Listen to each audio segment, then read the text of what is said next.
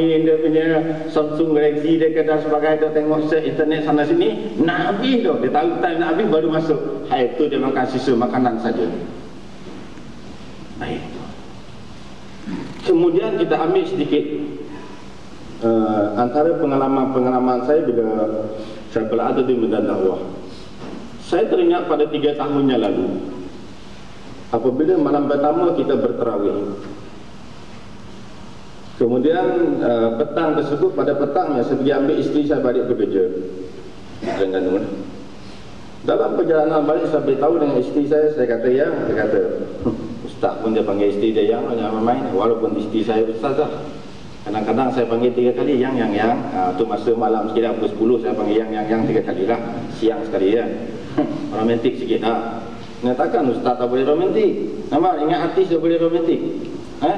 Lepas tu kalau nak cari suami yang romantik, perempuan cari yang ustaz-ustaz ni insyaAllah mengarut belaka. Kadang-kadang kena pelakon yang kitab ada. Baik. Kemudian ya, bila saya beritahu dengan isteri saya kata malam ni lepas tarawih abang kena drive keluar daripada rumah untuk ke LCCT sebab flight besok pagi pukul 9.20 ke Sandakan Sabah. Baik. Pasal apa saya guna LCCT? Walaupun Tony Fernandez dia tulis besar-besar satu iklan, dia kata if you don't like our price, don't fly with us. Oh nanti dia sombong sungguh dah dia pula. Nampak tak? Terang-terang dia tulis macam tu, berasa hati tu. Tak suka harga aku jangan naik dengan aku, dia kata macam tu lah. Tapi apa boleh buat, kena naik jugalah sebab itu yang murah. Nampak tak? Walaupun kena nak makan pun kena RM12 dalam, nak naik mas jauh lagi lah. Nampak tak? Kemudian ya, flight pagi keesokan sampai di Sandakan Sabah, petang tersebut seorang pemuda nama dia George Ampihot, dia Kadazan Tusul.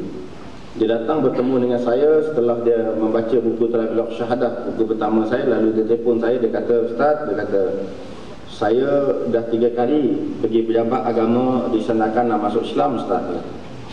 Tetapi orang di pejabat agama dia bagi saya 5 soalan. Kalau boleh jawab 5 soalan tu barulah pegawai itu Islamkan dia.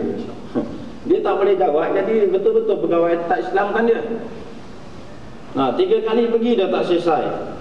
Kemudian dia telefon saya, bila dia beritahu macam tu, saya tak tunggu dah. Urusan orang nak masuk Islam mana boleh tunggu. Lalu Ramadan yang pertama pagi saya ambil flight pergi Sandakan Sabah. Petang tu dia jumpa saya di hotel penginapan saya. Lalu saya syahadahkan dia.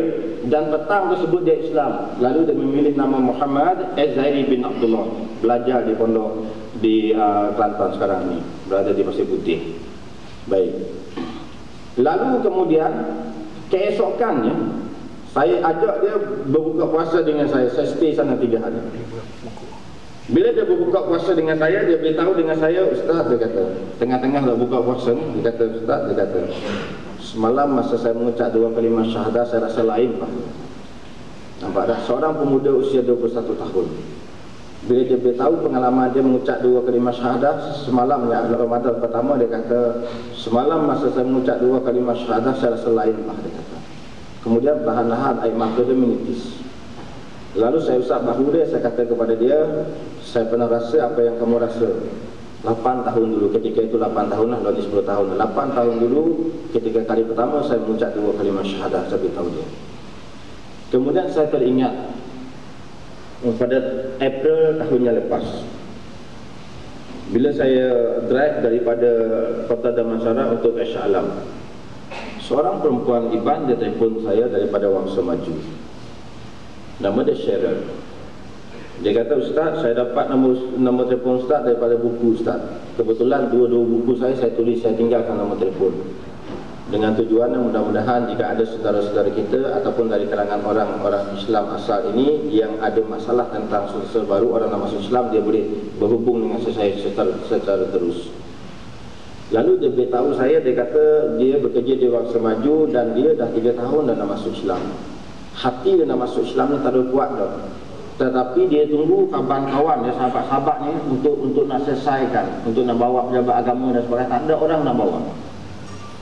Tak ada orang yang sanggup nak urus.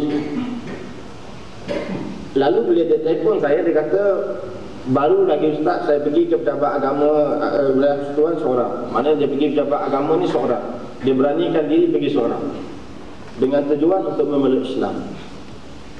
Tetapi malangnya apabila pegawai di sana dia boleh tahu apa dia, bila dia dengar ada cerita dia nak masuk Islam sangat ni, dia kata kamu balik rumah dulu, kamu fikir habis-habis dulu, dah fikir habis dah muktamad keputusan, nanti kamu datang balik, kamu bawa 2 orang kawan kamu sebagai saksi kamu masuk Islam. Dia boleh tahu saya macam tu. Lalu saya tanya dia balik, kamu duduk di mana, masa maju function berapa dan sebagainya, saya pergi ambil dia. Kemudian saya telefon anak murid saya di Taman Ipin di Sedang. Saya kata malam ni buat satu majlis untuk mengislamkan seorang perempuan, kemudian kita raikan dia dengan buat makan kesyukuran sedikit. Anak murid saya pun panggil adik-beradik, mak bapak dia dan sebagainya, buat majlis meraikan dia. Malam tu dia syahadah. Bila dia mengucap 2 kalimah syahadah, dia sampai wa asyhadu anna Muhammadar, dia berhenti situ dulu, dia menangis. Budak ni menangis tak sah-sah.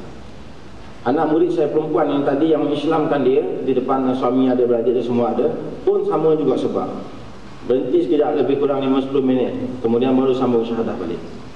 Kemudian 3 hari selepas daripada itu, saya menguruskan pendaftaran dia di Majlis Agama Islam di Shah Alam.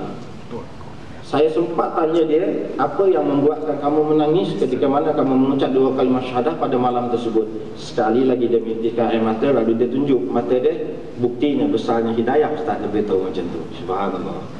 Orang baru masuk Islam pun dia tahu betapa besarnya hidayah. Kita yang berpuluh-puluh tahun Islam ini tak tahu apa maknanya sebuah hidayah.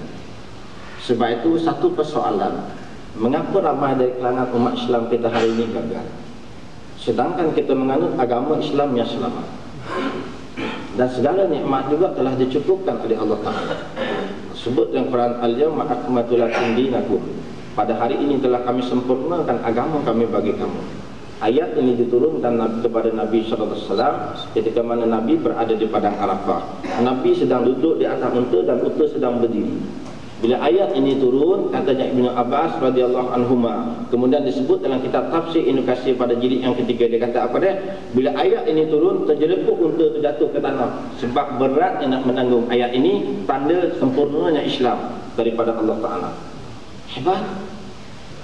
Lalu Allah sebut lagi, wa atmamtu alaikum ni'mati, dan telah kami cukupkan segala nikmat kami bagi kamu.